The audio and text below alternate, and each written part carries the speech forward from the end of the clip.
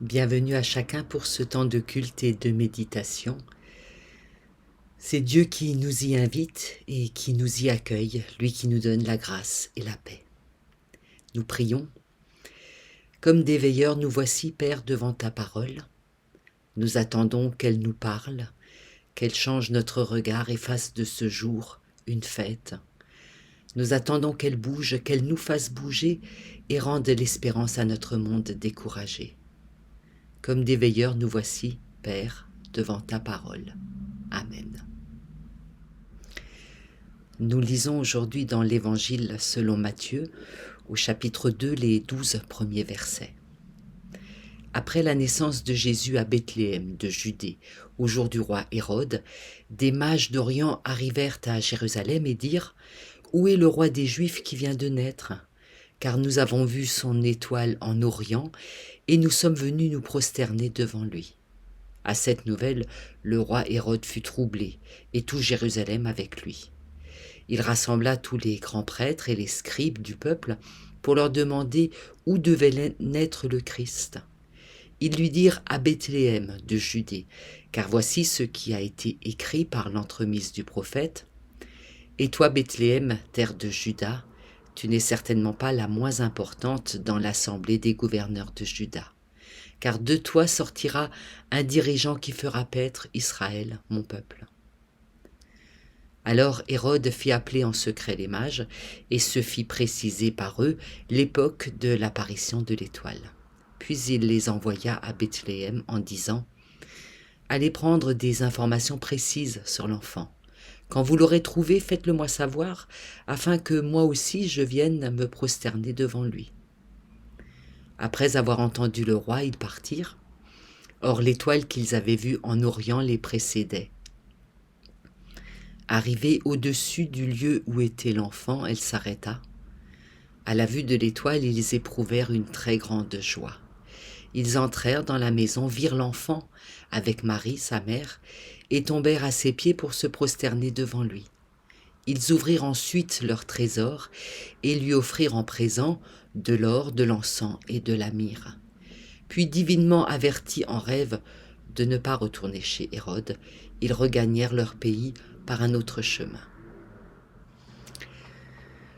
Comment les enfants ont accueilli les cadeaux que vous leur avez faits à Noël? Est-ce que vous avez touché juste? Est-ce que c'est un cadeau qu'ils espéraient?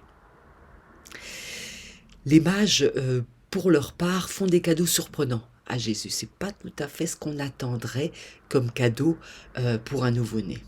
Alors vous connaissez peut-être ce trait d'humour. Si les mages avaient été des femmes, elles seraient peut-être arrivées à l'heure. Elles auraient apporté des cadeaux plus adaptés à l'enfant. Peut-être qu'elles auraient offert des vêtements ou qu'elles auraient apporté de quoi manger. Peut-être même qu'elles auraient aidé à l'accouchement. Franchement, ici, quelle idée d'apporter de l'or, de l'encens et de la myrrhe à un nouveau-né. Qui fait un cadeau pareil à un enfant? Alors, je crois que ces chers mages ne sont pas vraiment les rois du cadeau de Noël. Imaginez un Noël familial chez vous, avec vos enfants, vous y invitez un oncle lointain. Et quand il arrive, il offre à vos enfants de l'or, de l'encens et de la myrrhe. Je crois que les enfants auraient du mal à cacher leur déception et peut-être que vous aussi, vous auriez du mal à cacher votre perplexité pour le moins. Alors pourquoi est-ce que Matthieu nous présente cette histoire-là de Noël? Pourquoi dans la manière qu'il a de présenter la naissance de Jésus, il met en scène des savants qui viennent de loin et qui apportent des cadeaux très surprenants? Matthieu écrit littéralement qu'ils ouvrent leur trésor, leur thésaurus. Alors thésaurus, c'est un mot qu'on a plus rendu en français avec ce mot de thésauriser. Ce qu'on conserve pour soi, ce qu'on garde pour soi. Voilà, ils ouvrent leur présent et ils donnent à l'enfant ce qu'ils ont conservé jusque-là, pour eux, pour leur propre bénéfice, ce qu'ils ont conservé comme un trésor. Ils ouvrent ces présents et ce qu'ils offrent à Jésus est pas très beau et franchement, ça donne pas tellement envie. Il y a 3 choses. Il y a la myrrhe tout d'abord qu'ils ouvrent comme présent pour l'enfant. La myrrhe, c'est ce qui sert, c'est cette sève d'arbre, cette gomme qui sert à fabriquer du parfum. Et à l'époque, on en fabriquait euh, un baume qui servait à embaumer les corps morts. Euh, Toute proportion gardée, c'est un peu comme quand on est invité à dîner chez des amis et qu'on offre des chrysanthèmes. C'est pas très positif comme note. L'encens, l'encens comporte une note religieuse. L'encens, c'est ce qu'on fait brûler pour accompagner la prière. Comme cet élément visible qui monte vers le ciel en même temps que les paroles qu'on prononce. Ces prières qu'on fait monter vers le ciel puisque c'est là que Dieu est supposé se trouver. Comme une illustration, l'encens c'est comme une illustration de la tentative de monter vers Dieu, de le rejoindre, de l'atteindre, qui est un désir millénaire et universel, qu'on trouve, je crois, dans toutes les religions. La religion thésaurisée qui est ici, je crois, représentée par l'encens, me fait penser à ce désir, à cette manière de comprendre la religion où l'humain prétend avoir compris ce que Dieu veut, ce que Dieu dit, ce que Dieu fait. Les personnes qui pensent avoir trouvé Dieu, qui pensent connaître sa volonté et qui l'imposent aux autres. L'encens représente peut-être ici, sous la plume de Matthieu, le fanatisme et l'intégrisme de la religion. L'encens apporté à Jésus représente la religion qui a été capturée par l'humain, une religion qui ne se met plus en question, qui sait ce que Dieu veut et qui fait plier les autres personnes en conséquence.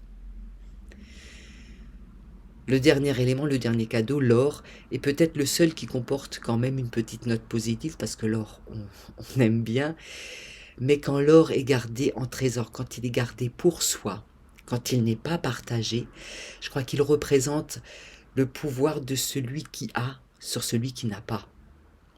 Celui qui a de l'argent sur celui qui n'a pas de l'argent.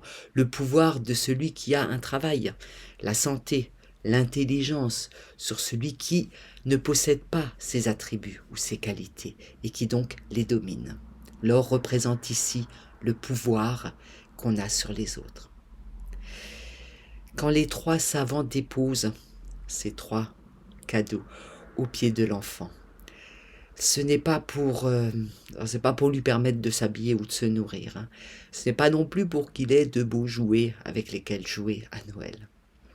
C'est la manière symbolique qu'a trouvé Matthieu, je crois, pour nous dire que les savants laissent devant l'enfant les charges, les poids, en fait les malédictions que l'humanité charrie. Offrir de la myrrhe, en fait, revient à déposer devant l'enfant, devant celui qui reconnaisse comme un roi, les souffrances de l'humanité, ses morts en réalité, ses déchirements, les plaies personnelles et les plaies collectives de l'humanité. Offrir l'encens à l'enfant revient, je crois, à débarrasser de la religion tout ce qui rend l'humain esclave d'un Dieu, ou tout ce qui permet à l'humain de rendre les autres humains esclaves de la religion. Offrir l'or revient à déposer la tentation du pouvoir, ce serpent qui rampe en chacun de nous, ce désir qui revient sans cesse d'avoir du pouvoir sur les autres, de se rendre supérieur aux autres. Alors oui, hein, les mages ne sont pas les champions des cadeaux, mais je crois qu'ils ouvrent pour l'humanité tout entière un chemin de libération que nous sommes invités à suivre chacun. Notre Dieu, qu'il est rude parfois le chemin de la vie, regarde ce monde errer loin de toi, et j'en fais partie. Il arrive souvent, si souvent, que nos pas deviennent lourds, notre marche hésitante et nous nous arrêtons. Il arrive souvent, si souvent, que la violence vienne brouiller nos relations et la désillusion nous enferme. Comment croire en un chemin possible? Viens nous relever. Mon frère, ma sœur, rien ne peut nous séparer de l'amour de Dieu. Il nous donne de croire qu'en toute impasse s'offre un passage. L'homme de Nazareth se fait lui-même chemin pour toi, pour moi, pour nous. Il ouvre en nos cœurs des chemins de vie, de confiance et d'espérance. Comme la pluie descend du ciel, arrose la terre et fait germer les plantes, la parole de Dieu déposée dans nos cœurs fait grandir la foi, l'espérance et l'amour. Le Christ nous envoie et nous bénit dans nos chemins. Bon dimanche à tous.